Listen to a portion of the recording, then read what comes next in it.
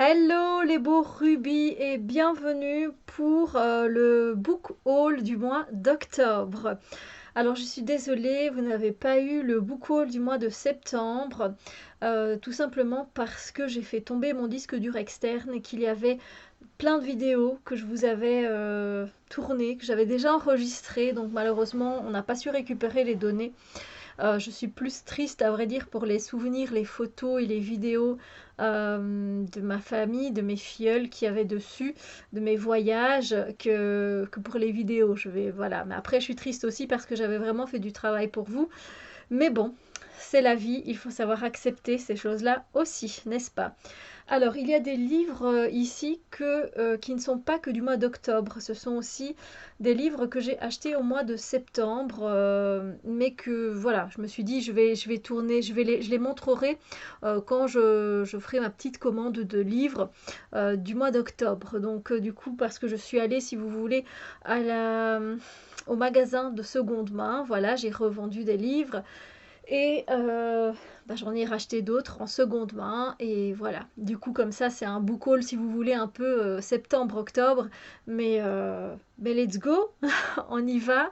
Donc n'hésitez pas à mettre évidemment vous aussi en commentaire si vous avez acheté des livres ce mois-ci et quels sont-ils, est-ce que vous avez déjà commencé à les lire, etc. Alors, sur la vie d'une booktubeuse que je suis, qui n'est autre que Margot Liseuse. Je vous invite à suivre sa chaîne, elle est super sympa, c'est une Suisse, je pense. Euh, Elle m'a donné envie de lire Le chant des sorcières de Mireille Calmel aux éditions Pocket Jeunesse. C'est une trilogie où évidemment on va parler, je vous le donne en mille, de sorcières, oui. Euh, c'est un poche donc j'étais déjà contente. Par contre, c'est pas aéré du tout, hein. Enfin, c'est aéré, mais c'est écrit petit, je trouve. Enfin, voilà quoi, c'est un peu compact par certains endroits. Euh, voilà, hein. Mais ça devrait plutôt aller. C'est un livre de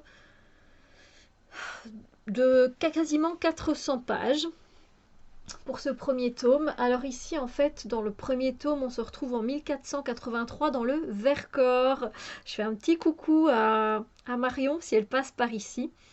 La jeune Algonde, fille de l'intendante du château de Sassenage, échappe miraculeusement à la mort. Sous le choc, elle confie avoir été sauvée par la fée Mélusine. Désormais, rien ne sera plus comme avant. Afin d'échapper à une redoutable prophétie, elle doit percer les secrets du château. Quel mystère entoure la mort de la baronne? Pourquoi la plus haute chambre du donjon est-elle condamnée? Et surtout, d'où lui vient cette ressemblance troublante avec la fée? La jeune fille s'apprête à combattre des puissances aussi mystérieuses que maléfiques. J'avoue que dit comme ça, moi directement, je me suis dit, mais oui, ça donne vraiment trop envie. Vraiment, vraiment, vraiment. Donc il y a quelque chose d'assez enchanteur dans tout ça, avec les châteaux, avec la fée Mélusine, etc. Enfin, oui, on a envie de savoir. Donc voilà. On verra ce que ça donne, hein. Mais moi, dès qu'il y a un livre de sorcière comme ça me donne trop envie. Trop, trop, trop envie. Du coup, j'ai hâte. J'ai vraiment hâte. Et voilà, comme je sais qu'il y a le 2 et le 3 en poche, ben, qui sont facilement trouvables, ça va. Ensuite, on continue avec les poches, mais là, c'est un big. Un big, ça fait longtemps qu'il est dans ma wishlist. C'est un auteur que j'aime et dont j'ai plusieurs livres que je n'ai pas encore commencé. Celui-ci est un one-shot. Donc ça, c'est plutôt pas mal parce que généralement, lui, il fait des fous. Il fait des tomes à rallonge. Il fait beaucoup de tomes. Voilà. Il fait des sagas. Il s'agit de Warbreaker de Brandon Sanderson aux éditions Le Livre de Poche. Voilà, c'est magnifique. Mais regardez le beau bébé. Oh, oui, et alors évidemment, bah, c'est écrit petit, mais ça m'a l'air plutôt correct. Après, le seul livre que j'ai lu de Brandon Sanderson, il était comme ça. C'est le plus petit, je pense, qu'il ait écrit, et ça s'appelle L'âme de l'empereur. J'ai surkiffé ce livre. C'était magnifique. Un one shot de même pas 200 pages, je pense, ou de à peine 200 pages. C'était comme ça. Mais bon, oui. Euh, Ici, on est sur du 974 pages, mesdames et messieurs. Donc presque un bébé de 1000 pages. Euh, c'est l'histoire de deux sœurs, voilà. Il y a Ciri, qui est une jeune rebelle envoyée par son père pour épouser le tyrannique dieu roi, et Vivenna, qui va tenter de la sauver de son sort.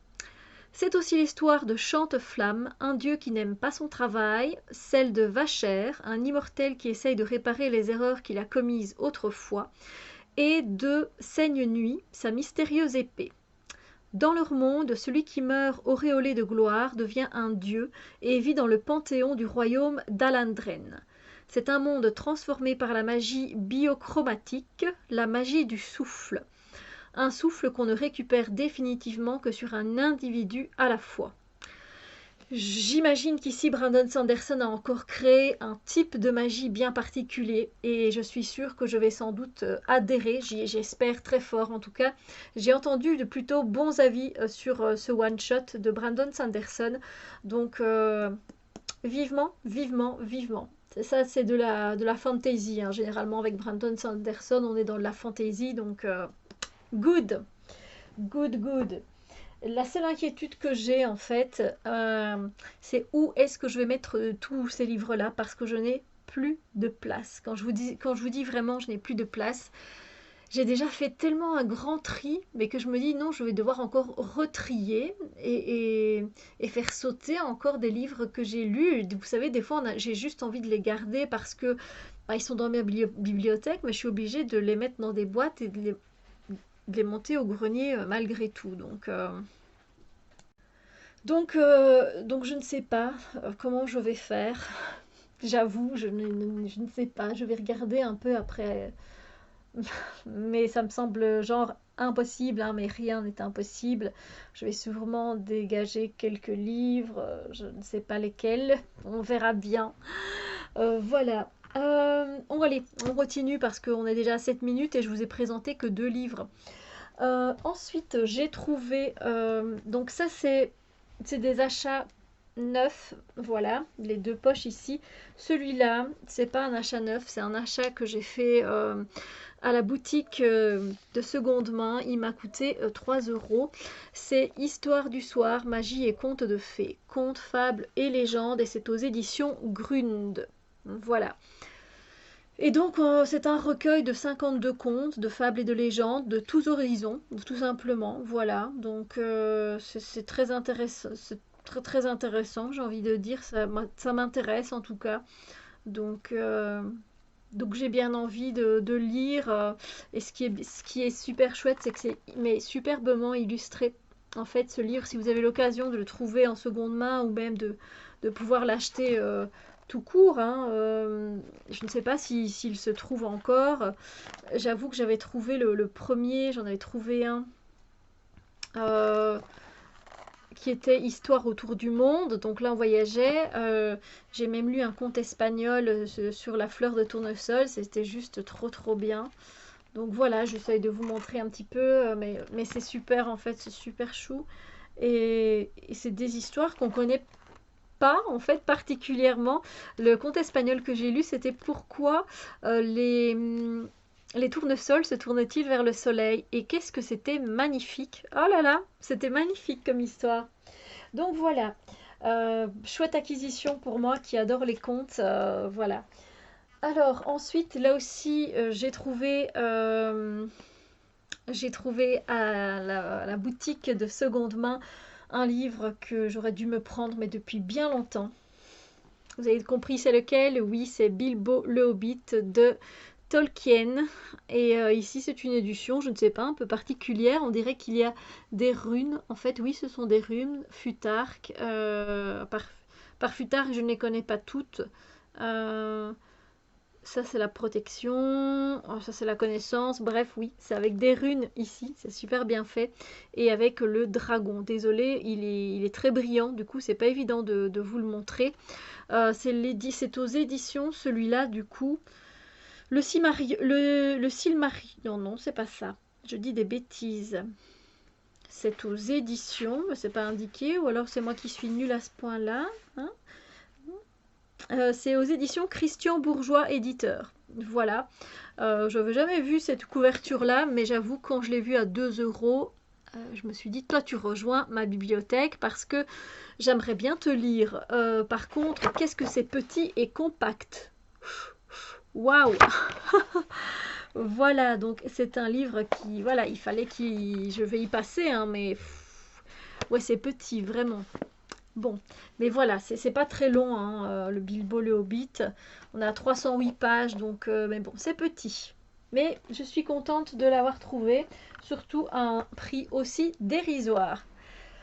Ensuite, là, du coup, si je ne sais pas si j'aurais déjà posté mon point lecture avant cette vidéo ou pas, quoi qu'il en soit, j'aime beaucoup, beaucoup Agatha Raisin. Du coup, j'ai pris le 3e tome qui est Pas de peau pour la jardinière et qui s'y frotte s'y pique de MC Beaton aux éditions Albin Michel. Voilà, on va sans doute retrouver encore une fois Agatha qui va se retrouver à enquêter sur quelque chose dont elle ne devrait pas enquêter parce que hein, c'est toujours comme ça avec elle. Donc, donc voilà, j'ai hâte. Comme d'habitude, ça fait pas plus de 300 pages. On est ici sur un peu moins que le deuxième. On est sur du 245 pages et autant vous dire que voilà quoi, c'est écrit très aéré, très voilà voilà. Et j'ai hâte de m'y mettre parce que c'est vraiment des livres qui sont cocoon et qui sont des points de repère. Vous voyez, c'est juste génial. Mais n'hésitez pas à aller voir mon point lecture où je dis un peu ce que je pense aussi. Il y a le point lecture du premier tome si vous voulez, mais le deuxième tome j'ai encore plus apprécié que le premier. Disons que le premier tome était un tome d'introduction, c'est plutôt pour ça.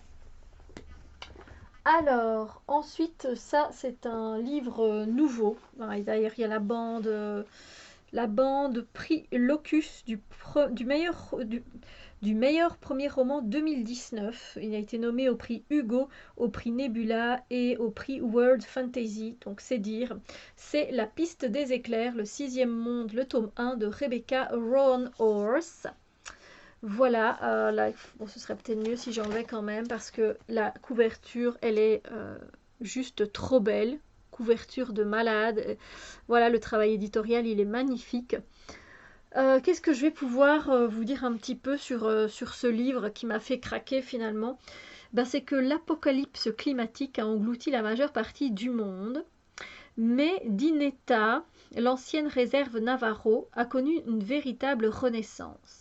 Les dieux et héros des légendes ont pris vie, tout comme les monstres. Ben voilà pourquoi je l'ai pris.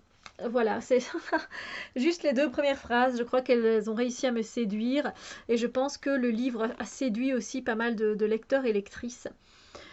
Et du coup, ici, on retrouve Maggie Oski, qui est une chasseuse aux dons surnaturels. La disparition d'une fillette de Dinetta la lance sur la piste d'une créature inconnue qui se révèle rapidement n'être que l'une des pièces d'un vaste et terrifiant puzzle. Voilà, voilà. J'ai hâte de le lire. C'est écrit petit mais très aéré, donc ça c'est sympa. Et il m'a pas l'air de faire énormément de pages, donc oui, il fait 307 pages et encore un peu moins même. Voilà. Donc ça me donne vachement envie, le côté Navarro, le côté, vous voyez, là, un pistolet, l'écharpe Navarro comme ça avec le loup à côté d'elle. Voilà, j'ai envie ça donne une autre ambiance là comme ça tout de suite. Hein, ça me dit bien. Je ne sais pas, mais hein, qu'est-ce que vous en pensez? Et un autre que j'ai trouvé à la boutique de seconde main. J'ai le premier, je ne l'ai pas encore lu et j'ai quand même pris le deuxième. Chose que généralement je ne fais pas. J'attends de lire le premier pour voir si je vais apprécier le deuxième. Mais là c'est vrai que c'était une occasion en or quoi. Il coûtait 4 euros au lieu de 17 euros quoi. Donc quand on voit ça et encore peut-être même un peu plus parce que ça c'est les étiquettes belges. Donc attendez. Donc je l'ai trouvé à 4 euros. Oh, comme ils nous arnaquent en Belgique, un truc de ouf. Ici, il est à 14,50 €. Voilà. Et vous savez combien c'était ici l'étiquette? 16,70 €. Vous imaginez les taxes qu'on paye en plus? Donc voilà, c'est pour ça que je commande généralement. Et vous imaginez bien que de le trouver à 4 euros, je me suis dit, ben zut, je vais pas me gêner quoi. Et je sais que ça parle de voyage dans le temps. Voilà, ça c'est ce que je sais. Et le premier tome, ça s'appelle Un monde après l'autre. Je n'ai pas dit de qui c'était, c'est de Jodie Taylor. Et c'est en fait les chroniques de Saint Mary. Voilà. Et le premier livre, il est rouge. Du coup, ben, je ne vais pas pouvoir vous dire grand-chose parce que je me rappelle à peine ce qui se passe dans le tome 1. Mais je sais qu'on parle de voyage dans le temps. Et c'est ça qui m'avait donné envie de le prendre. Voilà. Hmm. De toute façon, je vous listerai tous les livres dont je vous ai parlé ici et vous pourrez aller voir à votre aise évidemment. C'est écrit assez petit, voilà. Enfin, vous peut-être comme ça, vous voyez assez grand, je sais pas l'écran ce que ça rend, mais comme ça a l'air assez bien rempli et voilà. Et on est sur pourtant du 330 pages. Voilà, c'est pas un gros bébé en soi, hein. À part de Brandon Sanderson qui est le big bébé, les autres ça va. On continue, j'ai fait une découverte et en fait je me suis un petit peu gourée. J'avais commencé donc la pâtisserie Bliss, le tome 1, et j'avais envie de continuer avec le tome 2, et j'étais persuadée que c'était le tome 2. Que nenni, c'est le tome 3. Voilà. À savoir qu'ils sont pas faciles à trouver. Voilà. Ah ouais, moi j'ai pas regardé, hein, je l'ai pris en pensant que c'était le tome 2, mais non, c'est le tome 3. Donc j'aimerais bien continuer cette trilogie, mais ce serait bien que je me procure le tome 2. La pâtisserie Bliss de Catherine Littlewood aux éditions PKJ. Moi j'ai le premier tome, il était sorti en poche, donc c'était cool. Bon, que j'ai trouvé celui-ci en grand format, ça ne me dérange pas, c'est plus pour la place qu'autre chose, et il était à 3 euros. La pâtisserie Bliss, c'était plusieurs... Oh, je me souviens qu'ils sont à combien dans cette famille. Il y a 4 enfants et 2 parents. Et les 2 parents, en fait, quand ils cuisinent, ben, ils insufflent un peu de magie. Voilà, à la pâtisserie. Et dans le premier tome, ils laissent la pâtisserie à leurs enfants parce qu'ils doivent absolument aller dans la ville d'à côté qui souffre d'un mal terrible et le maire leur demande leur service parce qu'elle sait que leur pâtisserie, sans savoir qu'elle est magique, guérit tous les maux. Donc voilà, et elle dit à ses enfants, gardez bien la pâtisserie et ne faites pas de bêtises et ne prenez pas le livre magique ou quoi que ce soit, ne l'utilisez pas, voilà, voilà. Sauf qu'évidemment, ils sont trop tentés d'aller voir ce livre et ils vont commencer à utiliser la magie dans la pâtisserie, sauf que ça va devenir la folie dans la ville. Voilà, voilà. Et en plus de ça, il y a leur tante Lily qui va débarquer et s'ensuit plein d'aventures que clairement il faut que j'essaye de me procurer le tome 2, ainsi je pourrais le mettre peut-être dans ma prochaine pile à lire. Vu que j'ai le tome 3, ce serait quand même bête. Mais c'est super chouette, c'est jeunesse, hein, je préfère vous le dire, c'est jeunesse, mais moi j'aime beaucoup. Alors ensuite, j'ai trouvé aussi en occasion, mais là du coup j'ai payé, bah tiens combien? Alors, on va rigoler. Donc, vous voyez, le prix belge est à 19,15 €, c'est ça? 15, 45. 19,45 €. Je vais retirer en France, mais j'adore faire ça parce que je trouve ça juste dégueulasse, hein, voilà, disons-le clairement. Ah ben le prix est juste là. Donc je vous ai dit combien? 19,45. Et je n'avais pas vu, mais le prix il est juste là. Et il est à... Vous n'allez pas voir, ça fait pas le focus, c'est 17,90 €. Et moi j'ai dû le payer 19,45 €.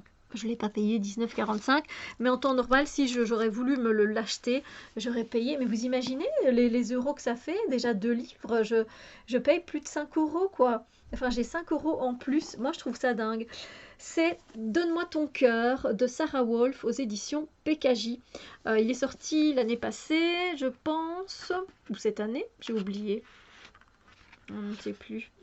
Et moi, je l'ai eu du coup à 9 €. Voilà, oui, 2019. 2018 dans sa version originale. Donne-moi ton cœur. On se retrouve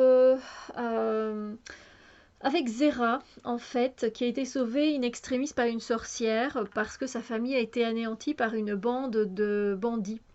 Mais la sorcière, en fait, elle a pris son cœur en otage afin de faire elle son esclave.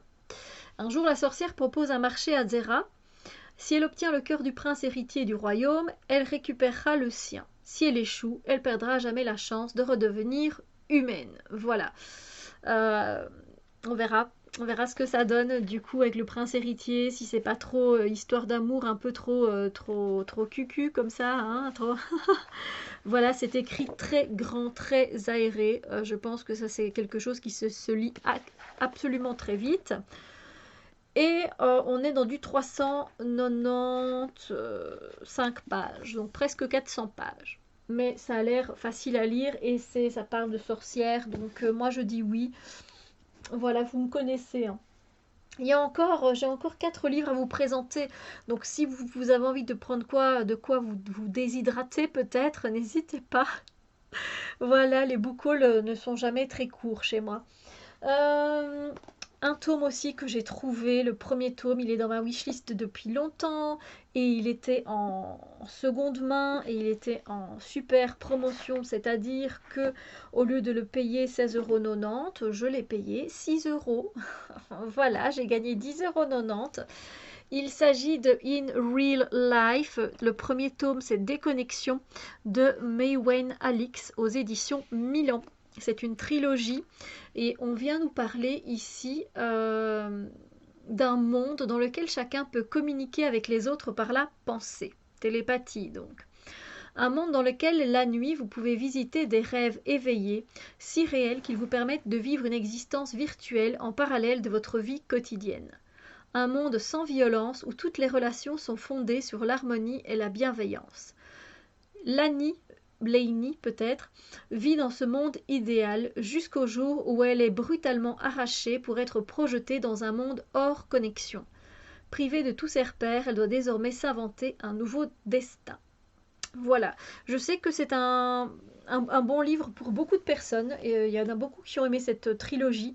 Donc voilà, je vais voir ce que ça donne. Évidemment, c'est écrit très très grand et espacé, c'est magnifique. Et c'est un bébé, qui fait pas un bébé ça non, il fait à peine 400 pages. Voilà. Il fait 397 pages. Donc j'ai hâte. J'ai hâte aussi de voir ce que ça donne un petit peu. Ensuite, là, par contre, j'ai craqué à cause de Steph de Pitiki Bookin. Voilà, c'est sa chaîne. N'hésitez pas à aller voir sa chaîne, elle lit vraiment de tout. Et du coup, je suis encore tombée sur un livre avec un prix, qui est la révélation du prix du livre romantique aux éditions Charleston. Je vais enlever le bandeau. Et effectivement, c'est La femme au manteau violet de Clarisse Sabar aux éditions Charleston. Voilà, un très beau livre. Et qu'est-ce que ça raconte, vous allez me dire. Franchement, quand elle l'a expliqué, ça m'a vraiment donné envie. C'est du contemporain, ce qui est un peu moins mon style, comme vous pouvez le voir. Je lis beaucoup plus de SFFF. Ici, en fait, on va voyager entre 2018 et 1929. En fait, à la suite d'un accident, Jo apprend qu'elle risque la rupture d'anévrisme et que l'opération qui pourrait la sauver n'est pas sans risque. Persuadée qu'elle va mourir, elle se réfugie chez son grand-père. Elle découvre alors qu'il a reçu 15 ans plus tôt un pendentif accompagné de quelques mots griffonnés, de la part de Charlotte qui n'a jamais oublié Gabriel. Ce souvenir vous revient de droit. Déterminée à percer ce secret de famille, Jo se rend en Angleterre sur les traces du mystérieux bijou. En 1929, on suit Charlotte et son mari qui se rendent à New York en voyage d'affaires. Là-bas, la jeune femme s'éprend du charmant Ryan. Lorsqu'il apprend qu'elle l'a trahi, son époux, pris d'un violent accès de rage, la laisse pour morte. À son réveil, Charlotte comprend, effondrée, qu'il est parti avec ses papiers.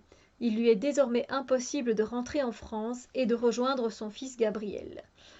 Voilà, un roman qui traverse les océans, les générations et s'interroge sur la maternité dans la vie d'une femme. Et je trouvais ça plutôt intéressant. Après, il y a plein de livres qu'elle lit qui me semblent très intéressants, je dois le dire. Et donc, j'espère que ça me plaira bien.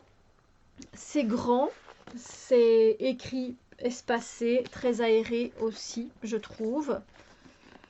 Et on est sur du 362 pages. Alors, avec ce livre, apparemment, elle parle pas mal de musique dans ce livre et elle a mis la playlist à la fin. Voilà, donc pour les fans de musique, peut-être écouter certaines parties avec la musique, ça peut donner une autre ambiance. Je pense que j'essayerai. C'est vrai que j'avais oublié ce détail-là, c'est en regardant le nombre de pages que j'ai vu. Voilà, vous n'aurez sans doute pas manqué de le remarquer, de nombreuses chansons accompagnent l'histoire de Joe et de Charlotte. Afin de prolonger le plaisir ou de vous immerger un peu plus dans leurs univers, je vous propose la liste des morceaux par ordre d'apparition. J'en profite pour vous préciser que j'ai pris quelques libertés avec Minnie the Moocher, titre que Charlotte écoute en 1929. Cab Calloway l'a en réalité interprété 2 ans plus tard. Et puis on a toute la liste en fait. Voilà. C'est cool, on a Imagine Dragons, on a les Bee Gees, on a Roxette, qu'est-ce que je connais d'autre? On a The Pixies, Michel Polnareff, Bob Marley, voilà, je pense que c'est à peu près tout ce que je connais. Mais voilà, je pense que ça peut être super sympa. Différent de ce que je lis, mais sympa. 2 livres 2 livres. J'ai craqué et là, c'est en format neuf et en grand format. Je ne sais pas où je vais aller le mettre. Non mais je vais pas aller jusqu'au plafond, quoi, c'est pas possible. C'est Le Château de Hurle de Diana Wynne Jones aux éditions Inis. Oui. Déjà la couverture, elle est pas magnifique, avec le brouillard, les nuages, ce château. Il est dans ma wishlist depuis au moins 2 ans, au moins. Et cette fois-ci, j'ai décidé de craquer. Qu'est-ce que ça raconte, Le Château de Hurle? C'est une trilogie, déjà. Alors, au cœur de la contrée magique d'Ingari, dans le charmant village de Marché-aux-Copeaux, Sophie s'ennuie. Seule dans sa chapellerie, elle a accepté son destin d'aînée de la famille et de vivre dans l'ombre de ses sœurs, résignée ainsi à un avenir routinier. Après tout, tel est l'usage. Lorsqu'un beau jour la jeune fille a le malheur d'offusquer la sorcière des steppes, celle-ci lui dérobe 60 ans de sa vie, la laissant vieille et démunie. Ah, vraiment pas de chance, hein. Cherchant désespérément un moyen de briser le sortilège, la jeune chapelière sera amenée à pactiser avec le démon du feu, Calcifère. Vivant dès lors dans un étrange château ambulant dont les secrets restent entiers, Sophie entame une extraordinaire aventure à la recherche de sa jeunesse volée, prête à reprendre en main son destin. Un périple jalonné de dangers et de rencontres hautes en couleurs. Franchement, ça donne pas envie. C'est la sorcière des steppes qui lui dérobe 60 ans de sa vie. Pourquoi? Hein? Moi, ça me donne trop envie, mais évidemment, sorcière, oui, vous le savez bien, j'adore ça. Et c'est écrit, mais très aéré, très espacé, mon Dieu, il y a des bordures de 4 cm ici à chaque fois. Voilà, je pense que ça doit se lire, à mon avis, assez vite. Je crois que c'est un jeunesse, je suis pas sûre. Mais je pense. Imprimé en Italie, ça c'est bien. C'est pas imprimé trop loin. C'est un livre de 428 pages, voilà, voilà. Et je ne savais pas que c'était une trilogie, mais ça me donne vachement envie. Un truc vraiment très enchanteresse, voilà. Ah, c'est génial. Et en fait, c'est ce qui a inspiré le chef-d'œuvre de Hayao Miyazaki, Le Château ambulant. Peut-être que vous avez déjà entendu parler. Mais ça donne trop envie. Ah là là, je suis tellement contente de tous ces livres. Oh là là. Et ça non plus, je pouvais pas passer à côté, clairement. Je pouvais pas. Non. Vous allez comprendre. Sorcery of Thorns. C'est un genre de sorcellerie d'épines, si je peux traduire comme ça, de Margaret Rogerson aux éditions Bing Bang. Voilà. Et Stéphanie Garber, qui est l'autrice de Caraval, dont on n'aura jamais la suite en français. C'est-à-dire que j'ai lu les 2 premiers tomes, et si je veux savoir la fin, je dois le lire en anglais. Je pourrais, mais j'ai pas envie. Un bijou ensorcelant, dit-elle. La couverture n'est-elle pas magnifique? Si, bien sûr. Ça a l'air d'être un gros bébé. Je sais pas combien de pages il fait. Ouf, oui, c'est un beau bébé. Je crois qu'il dépasse les 500 pages. Hein. Oui. 572 pages. Et il y a quand même pas mal à lire. Hein. On n'a pas non plus un bandeau de 4 cm, mais un peu moins. Voilà, voilà. Donc déjà, c'est un beau bébé. Qu'est-ce que ça raconte, ce beau bébé, hein? Tous les sorciers sont maléfiques. Ce qu'ils mettent en grand là. Il est beau, hein, le livre. Élisabeth, qui a grandi au milieu des redoutables livres de sorts d'une des grandes bibliothèques d'Ostermeer, le sait depuis son plus jeune âge. Et elle compte bien protéger le monde de cette magie néfaste, l'épée à la main s'il le faut. Jusqu'au jour où l'un des plus terrifiants grimoires se transforme en monstre de cuir et d'encre, semant mort et destruction. Bon, moi, ils m'ont déjà eu au premier paragraphe. Je sais pas vous, mais bon, quand je vois sorcier, maléfique, livre, sort, grande bibliothèque, magie néfaste, épée à la main, grimoire, voilà, tous les mots m'ont déjà, on me l'a vendu, ça y est, hein, c'est fini. Accusée de l'avoir libérée et forcée à comparaître devant la justice à la capitale, Élisabeth se retrouve prise au piège d'une conspiration vieille de plusieurs siècles. Bien malgré elle, elle doit trouver secours auprès du sorcier Nathaniel Thorne et de son mystérieux serviteur Silas. Les grandes bibliothèques ne sont pas seules en jeu, le royaume entier est en péril. Élisabeth va devoir remettre en question tout ce en quoi elle croyait, car s'ouvre devant elle une voie qu'elle n'aurait jamais pu imaginer. Je ne sais absolument pas si c'est une trilogie, une duologie, un one-shot, aucune idée, mais franchement, ça a l'air trop bien, hein. Voilà, écoutez, j'en ai fini pour ce book haul du mois d'octobre. Je pense que je serai un peu plus sage au mois de novembre parce qu'il le faut. Voilà, je pense que je vais quand même essayer de trouver le tome 2 pour pouvoir continuer la pâtisserie Bliss. Je pense que je vais sans doute me prendre le tome 2 des Outrepasseurs, mais bon voilà, c'est des continuités de saga, donc ça je peux. Donc n'hésitez pas à me dire encore une fois quels livres vous plaisent dans tout ça, quels sont les livres pour lesquels vous avez craqué ce mois d'octobre, ou vous avez envie de craquer. Bref, dites-moi tout. Sur ce, après 30 minutes, je vous laisse. Je vous souhaite une belle journée. J'espère que vous avez passé un bon moment en ma compagnie et que j'ai pu vous donner des inspirations, des idées de lecture. Et je vous dis à très bientôt pour d'autres vidéos. Bisous lumière.